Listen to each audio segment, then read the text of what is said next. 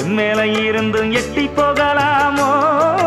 கட்டுப்பாடு இருந்தும் கட்டிக்கு முன்னே ஒட்டிக்கொள்ளலாமோ? முத்தமிட்டா மோசம் என்ன உண்டாகும்? சத்தமிட்டா உன் நிலைமை என்னாகும்? புது வளையல அரைச்சு தொண்டையில தான் நினைச்சு மாமன் கிட்ட பேச போற மணிக்கணக்கா. தூண்டாமணி விளக்க தூண்டி விட்டு எரிய வச்சு ஓ முகத்தை பார்க்க போற நாள் கணக்கா.